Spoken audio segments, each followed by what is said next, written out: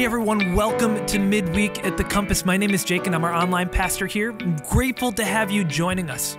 You know, for our weekend services, we're walking through the early life of this biblical character named David. And this week specifically, we got to see a little bit of a juxtaposition, right? We got to see how Saul reacted, who was king at the time, and how David reacted in a certain situation. And don't just take it from me. I'm going to read just a really quick passage out of 1 Samuel chapter 18 that shows that. There was these group of people after David had slain Goliath, and ultimately they were singing and dancing, and the people sang, starting in verse 7, saying, Saul has slain his thousands, and David his tens of thousands. Saul was very angry. This refrain displeased him greatly. They've credited David with tens of thousands, he thought, but with me only thousands. What more can he get but the kingdom? And from that time on, Saul kept a close eye on David. You know, we got to learn that Saul was very jealous of the attention that David was getting. But the flip side of jealousy most of the time is contentment. And that's what we're going to be talking about here today. You know, I was told in high school that you should never start off a presentation by defining a word. So I'm going to start out a presentation here by defining a word. And really just to know that contentment is just like a deep soul satisfaction. So what does it look like to be content? How can you grow in it?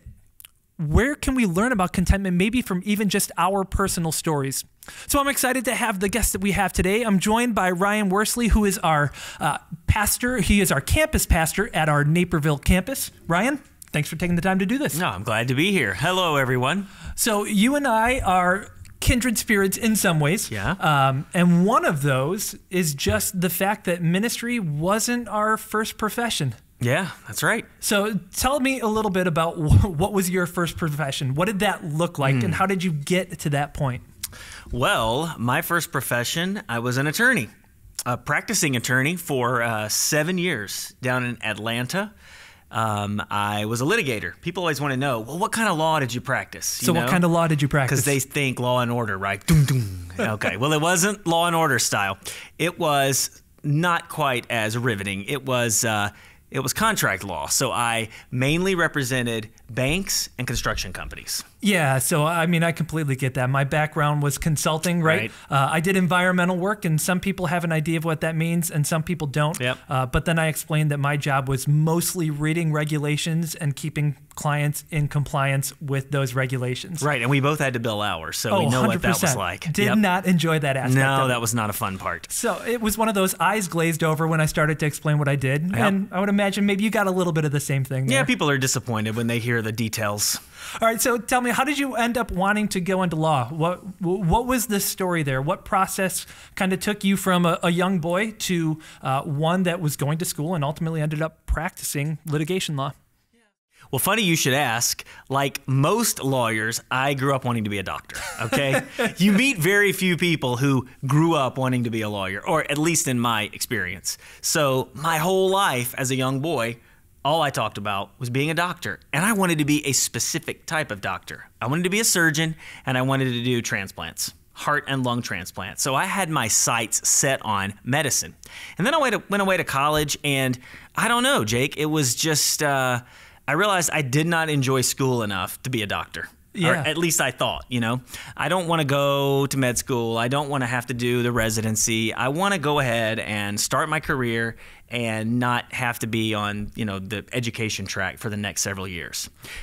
Yeah, totally. I mean, I remember having similar thoughts to that too, right? Like I didn't want to be 30 by the time I got my first full-time job. Yep. Yeah.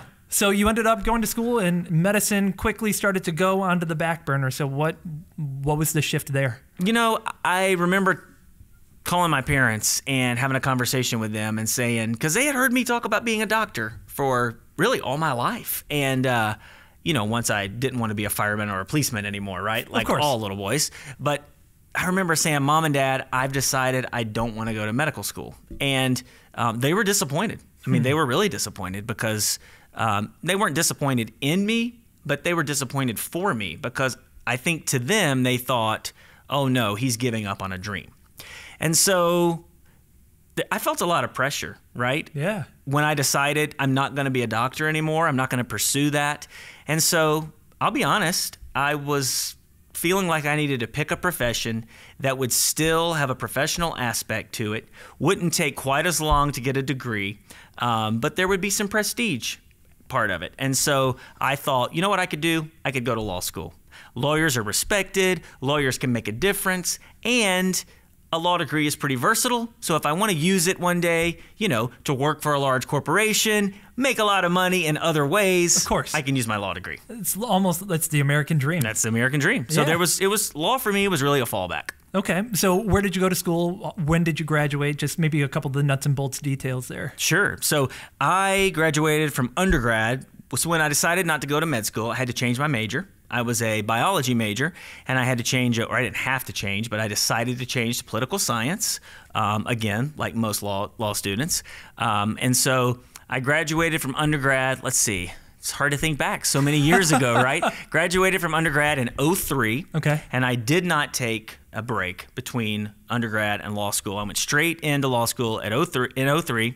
Enrolled at the University of Georgia Law School. Not the University of Michigan, some other school. I did not go to Michigan. No, right, I went to the Harvard of the South, University of Georgia, and enrolled in 2003. Law school is 3 years, yep. And so I graduated in the spring of 2006. Okay, so tell me how you made the jump from graduation into litigation law. What did that kind of look like for you? Yeah, so it was interesting. I graduated in May, and I was engaged to be married to my now wife, and ended up, we had found a house that we were going to move into after we were married in August, and she was home for the summer with her parents. She was still in school. She was home with her parents for the summer. I went ahead and moved into the house that we were going to be living in August. It didn't have TV. It didn't have phone. It didn't have internet. The reason I did that was because I needed to study for the bar exam, and I needed to focus and study all the time for the bar exam. And so for the next several weeks, I crammed for the bar exam. I took the bar in July. I took the bar at the end of July, got married the next week, went on our honeymoon, came back, and started work. It was a whirlwind. Holy cow. Yeah, I feel like everyone wants to take gap years or like gap decades anymore. You did the exact opposite. I didn't even really take a gap week. I mean, it was bam, bam, bam. Yeah, I mean, I didn't have the advanced degree, but I remember graduating and having the graduation ceremony on a Sunday, and I started my full-time work on Monday. Yeah. I literally took 0 days off in between, and I fully regret that. But at least we had a honeymoon. There you go. A honeymoon, and then a couple of weeks to kind of get the house in order. But I'll tell you, I ended up at a fantastic law firm. It was a medium-sized firm in the northern suburbs of Atlanta, and just a great group of people. And, I ended up in the litigation department because I thought I wanted to be a litigator. I liked the idea of being in the courtroom. I liked the idea of, arguing in front of a judge. I was told all my life that I was good at arguing, and so I thought, well, hey, why don't I do litigation? Had an opportunity to work in other areas of the law firm, but again, chose litigation. I had done a summer internship there the summer before, and so I really liked the lawyers in that department. So that's how I ended up in the litigation department, and specifically doing mostly finance and construction work. Okay, so let's fast forward a little bit. So you're practicing law, and then what happened? Because you are no longer practicing law in Atlanta, Georgia. No. So start to talk to me about what was unfolding in your life, at least as much as you remember here, that made you start to contemplate, is this all there is? Or is this what I should be doing? Yeah. So I would say the first, when you start a new job, there's always going to be a honeymoon period, right? Where you're excited about the new. It was my first ever real job. I mean, I had done summer jobs. Even the summer before, I had worked, as a law clerk at the law firm. But it was my first time making real money. It was my first time adulting, if you will. And so there was certainly a period where I was really enjoying what I was doing. I was enjoying the learning curve, but it was hard, it was hard work. And I think anytime you start a brand new career, most of the time it's going to be a big transition. It's going to be hard. And so it was certainly hard, but it was still new and it was exciting. And I enjoyed it for the most part, early on. And then I would say you fast forward maybe a year or two, the new has really worn off after a year or two, and you start to think, okay, I have a pretty good idea of what this looks like. Now, I had a pretty significant commute, which started to wear on me. I know you used to commute also into the city. Yep. And I know a lot of people listening right now, they probably aren't commuting right now, but they may have started back now. Got the headphones in as they're taking the train down, listening to us as they're sitting right there. now. But certainly, many of the people listening have commuted at some point in their lives. Absolutely. And it starts to wear on you. So that was part of it. But I would say for me, a year or two in, I started to think, is this really what I want to do for the rest of my life? And it's so interesting because there was a lot of security in what I was doing. There was financial security. I was with a great team. I was working at a place that was making money. I was making really good money. We had a nice house, was making a really good living, but it just felt like there was something missing. So can you put your finger on a little bit of what felt like it was missing? Yeah. I think I got to the point where I knew that I was doing what I could do, but I wasn't doing what I should do.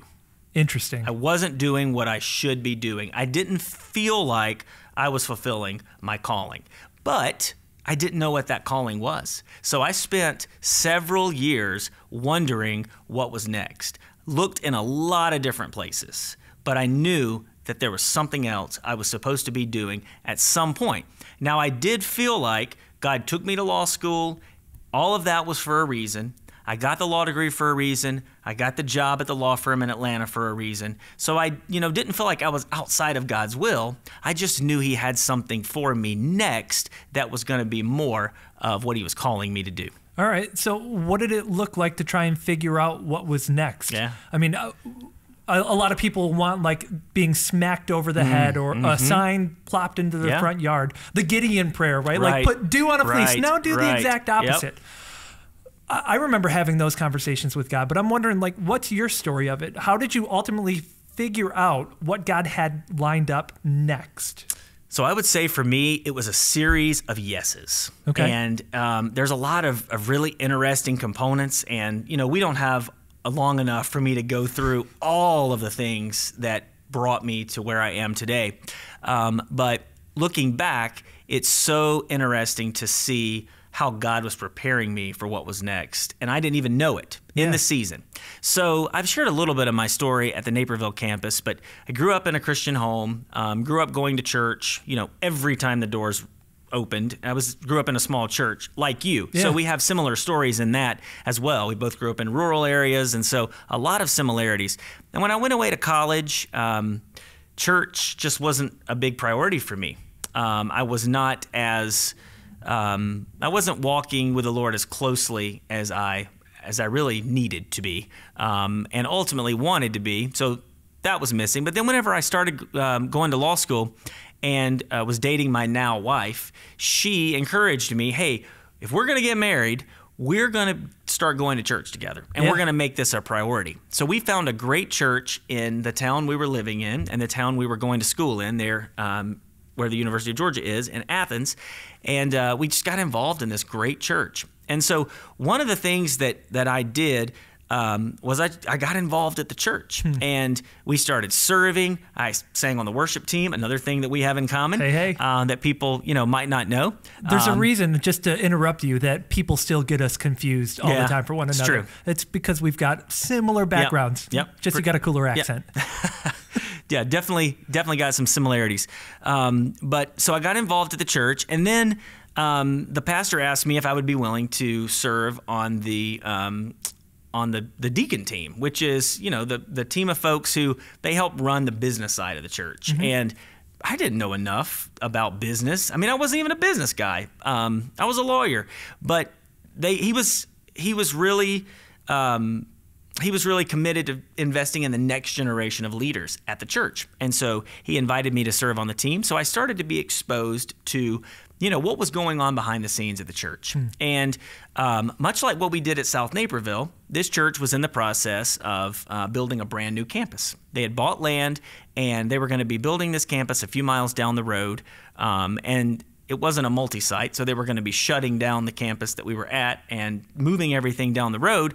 But even that part, as a lawyer, I was involved in the business side of that. And so I started to kind of get a sense of some things that the church needed. Now, you have to understand, at the time, I'm looking for what's next, but I'm not thinking ministry. Yeah. I was thinking, like, should I work at the University of Georgia in academic administration? You know, should I join, you know, should I work in athletics? You know, I love sports, kind of like George Costanza, right? I love sports. I'll just work in, I'll work for the Yankees. That's a Seinfeld reference for those younger people joining us. There you go. Seinfeld, yeah.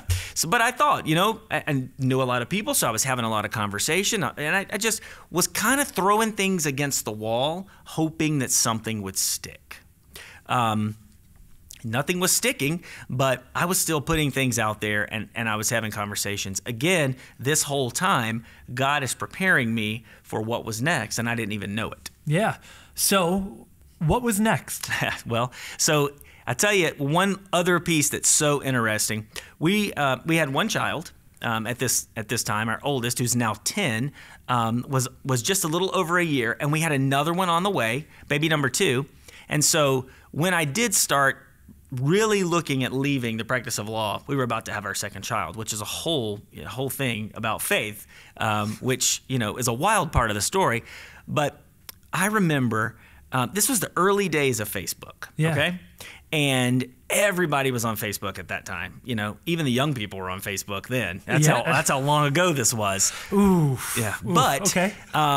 You know, I remember one of the partners in the law firm walking down to my office and telling me that he had an interesting project for somebody to work on. And he wanted to know if I had the capacity to take on another project. And I said, not really. And then he said, it's really interesting, though.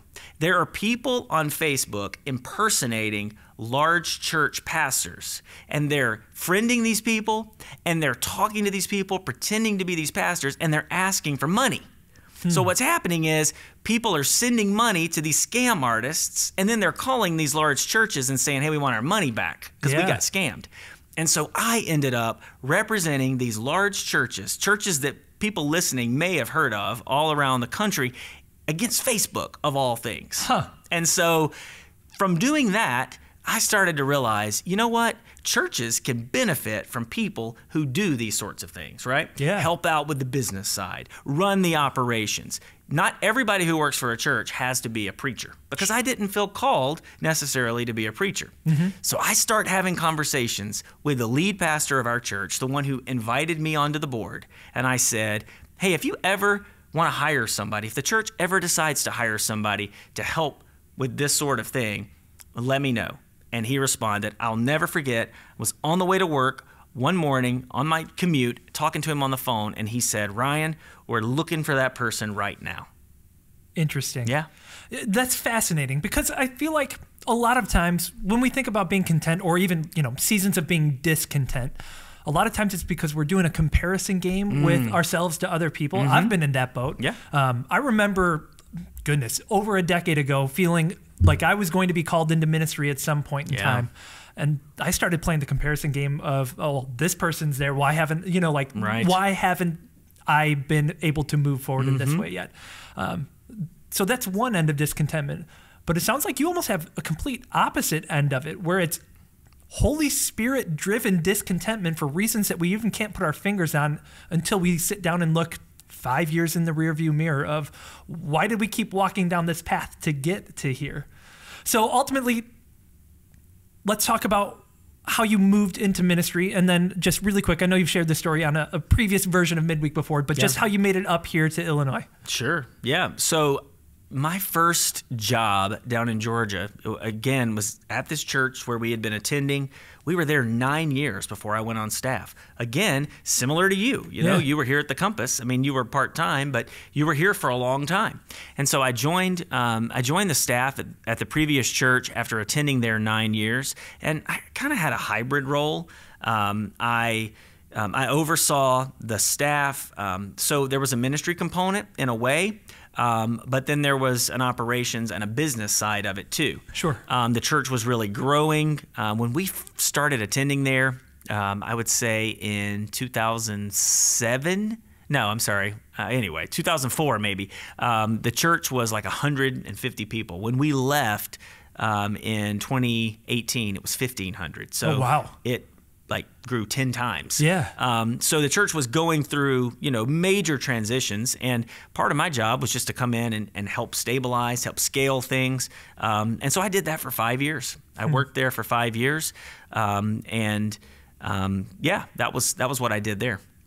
And then ultimately you came up here. You are now the campus pastor at our Naperville campus. We love having you here. Yeah. But I want to ask just one question specifically around contentment for you here as we're getting ready to kind of wrap up a little bit.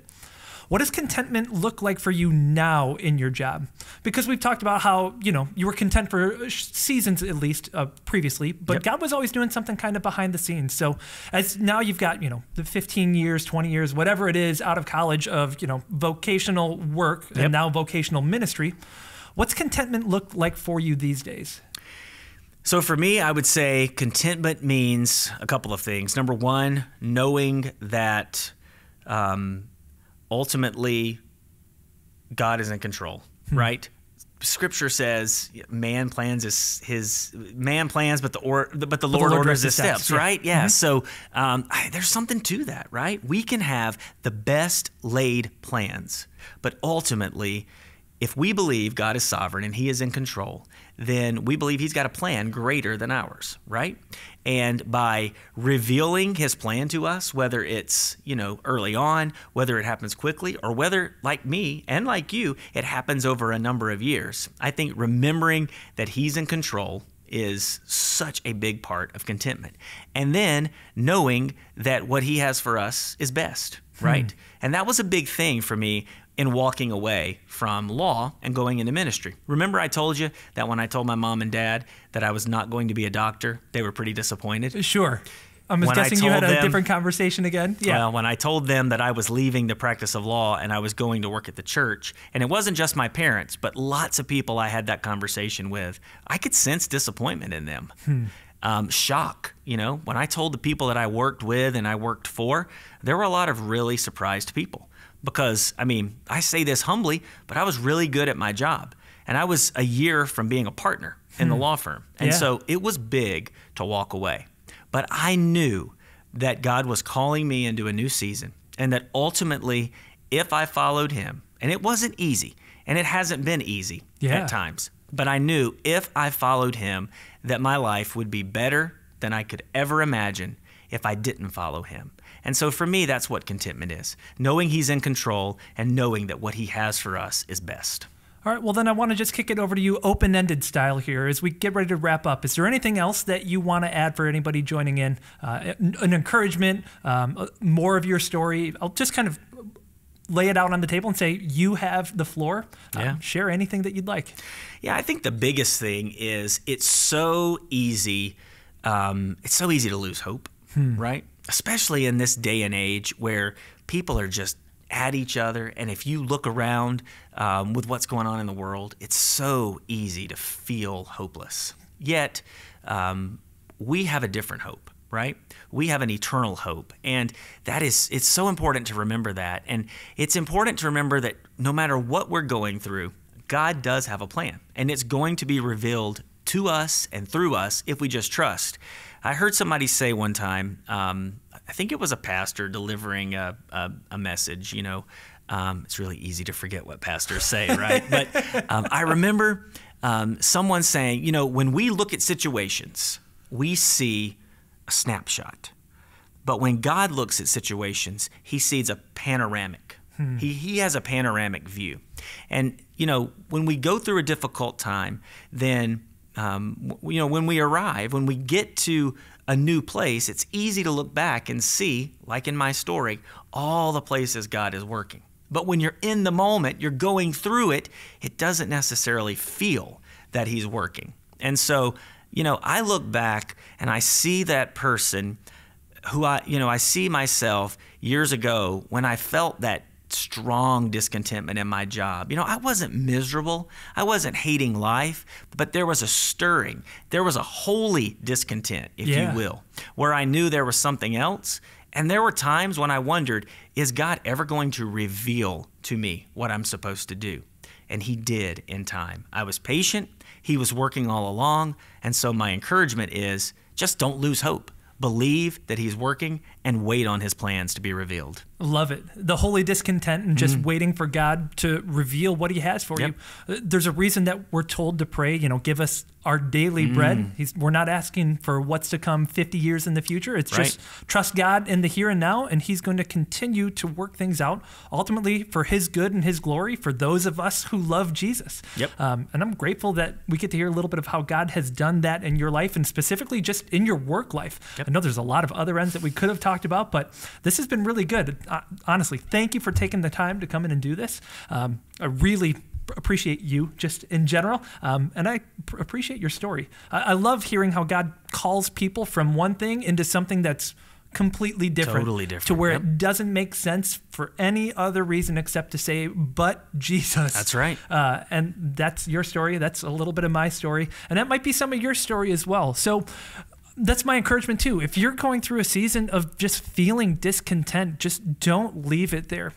Turn to trusted advisors. God has put people in your life who have just wisdom if they are loving and following Jesus. Talk to one of us or a pastor on staff, but ultimately, more than any of that, don't neglect to talk to God about it. Pray through, why is he making you feel this discontent in the moment? Or what is it that's making you feel jealous of what somebody else has, like we saw from Saul during the weekend message? God is faithful to answer your prayers. It might not be in the way you want to or in the timing you want, but God will continually show up when we are speaking to him. So just my encouragement to you is make sure you're taking the time to do that. So Ryan, thank you for being here today. Really appreciate it. Thank you all for joining us today. We're going to come back next week where we're going to talk about what it looks like to obey and to lead through hardship. I'm going to have Jean Lundy on, who's an adult ministry pastor or director here at our South Naperville campus. And she's got an incredible story about what it looks like to lead and obey through hardship. Because a lot of times I feel like I have things hard, but when I heard her story of what God has called her into and through, and how he's still working in her life through the midst of just really difficult circumstances, makes my problem seem a little bit more light and momentary. So you're not going to want to miss that. So make sure to join us next week here on Midweek at the Compass.